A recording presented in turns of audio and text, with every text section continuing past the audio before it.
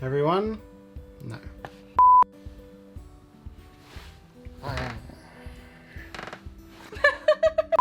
How does racing work as a genre in board gaming? We'll discuss this coming up.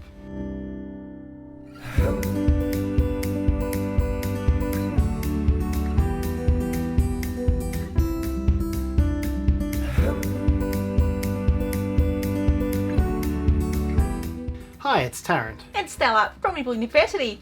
Welcome back to our weekly tabletop diary. This vlog, we are going to discuss a genre in a board game, which is Racing. oh, well, this is like car racing, but not necessarily car racing. Boat racing, cycle racing. Okay. Yeah, racing's an interesting one, and I guess when I came into the modern hobby, my perspective on racing games was really based on two games I had growing up, which were just not very good. And What was it? so one was, what's it called? Circus Maximus, I think. It was a chariot racing game. Sounds fun. I haven't played it. You were in a big chariot oval and you roll. It was roll to move with a D10. And as you went around the corners, you could keep a higher number if you were out on the outside, or you needed a smaller number if you were on the inside. So there was some tactics there because you had this, these distances to go. But you, particularly when you were on the straights, you were kind of limited by roll to move. And I just remember that your horses would go into a frenzy every so often, and they'd like go off randomly.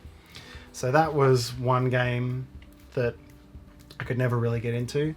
And then the other one was Alan Jones's Formula One challenge or something. And it had this track, and each step was a 3, 2, or a 1.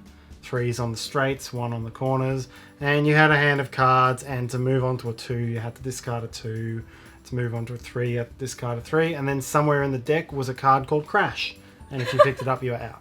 And so these games just didn't work for me. And then you had other, like half the games you played growing up, like Snakes and Ladders is a race. It is actually a race. It's not a game. It's just a roll to move. Yeah, okay, race. roll to move. Yeah. And so that was, for a long time, what I associated with racing. Yeah.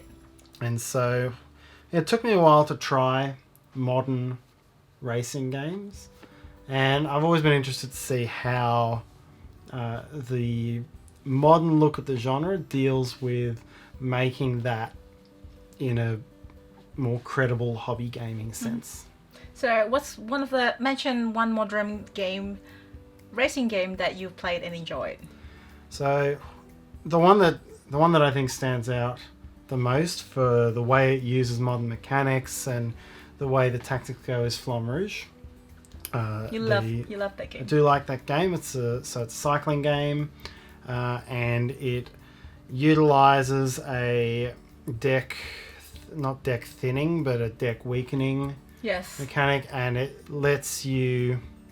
Everyone's got the same cards. Everyone can travel the same thing, and it's all about the tactics of trying to conserve your energy and utilize drafting, which is true for a long distance cycling road race. You stick with the peloton and do as little work as you can, or you break into your little group and you all sort of cycle around trying to use each other's as a windbreak for a while.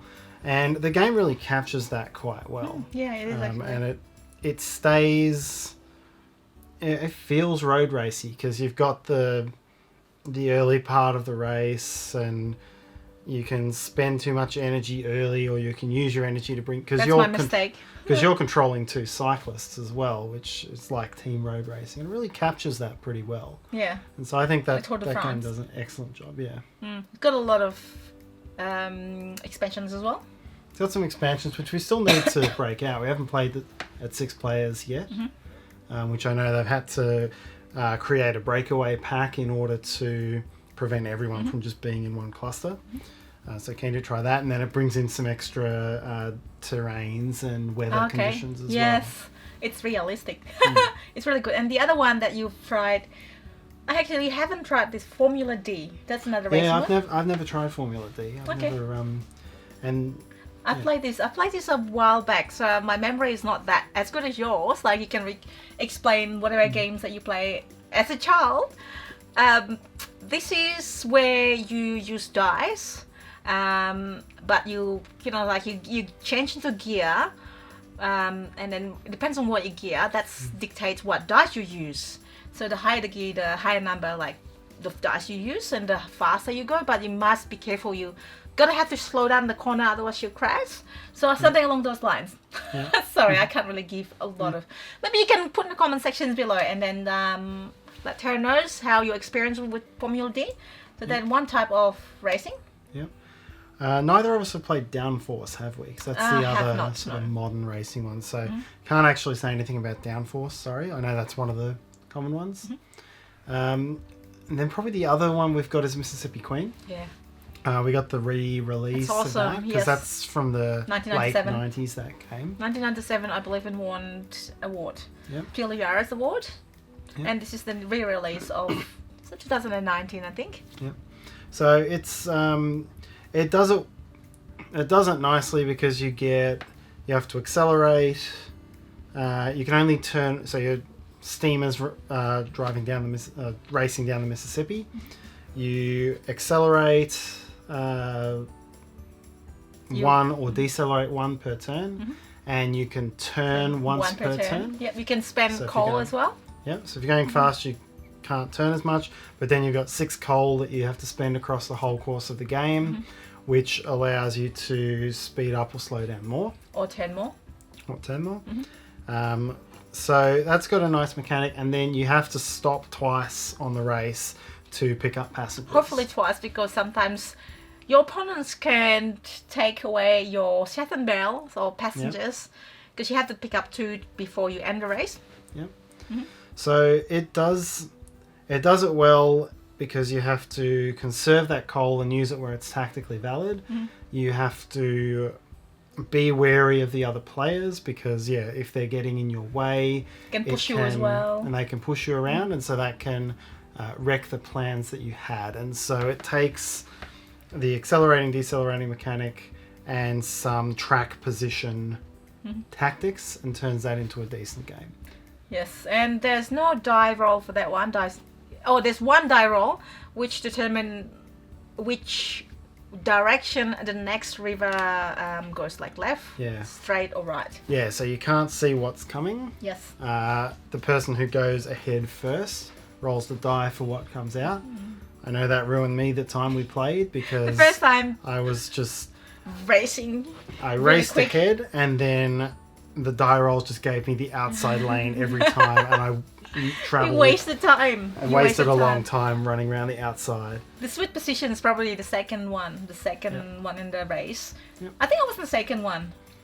Or something I think like you were second or third, I think. Yes, that's a sweet spot, I think. And then you just ran ahead of me and won quite comfortably, if I recall correctly. It's not that comfortably. I think I had comfortably. I remember it was like, and you have to slow down as well. You have to race fast and then slow down before reaching the finish line. Yep. And I think that being in the second or third is good because you can see that the tiles are flipped and you can plan ahead, like which is the most efficient direction to go. The more straight, the less effort. Yep. Yeah. So I just like, because of you, I won. Well done to you. Thank you. Thank you, sir. And I think one of the, I guess, to do a realistic racing game, it all comes down to how you manage corners and how you manage speed in corners. Yes. Because that's really the essence of true racing. Not cycling, because that's all draft. Yeah. And that's, I mean, in Flamme Rouge, the board goes around and around, but the corner actually means nothing, which is fine because that's true for. There's also racing. in Flamme Rouge there's like hills yeah. and. Yeah, but I think when you've got a vehicle racing, it is all about how you manage the corners, and it's a tough thing to do in a board game context because so much of true racing tactics involves simultaneity. It involves speeds going into corners, and it's just so hard to represent. It's actually, as in, to design a racing board game or to actually play? To capture vehicle racing in a board game, I think is very difficult. It's like driving a car, right? Do you slow down before? Let's say you're going. Well, you don't actually go too fast, but let's pretend you're going fast, like within the law, of course. And do you brake before hitting that corner, or do you brake at the corner? I'll brake going into the corner. And do you speed up once you clear the corner or at the corner? I think as I'm on my way out of the corner. Yeah, I think that's probably what it is meant to be, and that's how I think some of those racing games are actually captured. That's how you try to simulate it. The thing for me is when I brake or when I accelerate. Are you doing that on your feet? feet? With my foot, you can't quite see it. Neither of those actions when I'm driving a car costs me anything.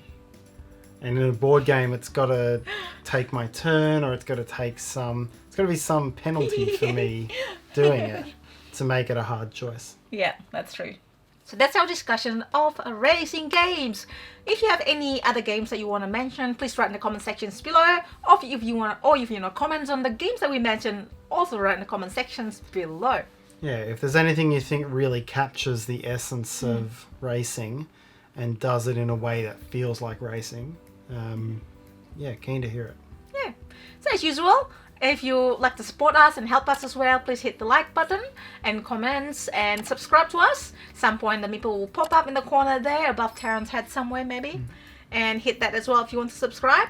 And make sure you hit the bell so you get notified when we have new videos. I also have Instagram account where I post a lot of photos, reviews. So check that out as well. We can have conversations there. And that's basically it. Until next time. Oh.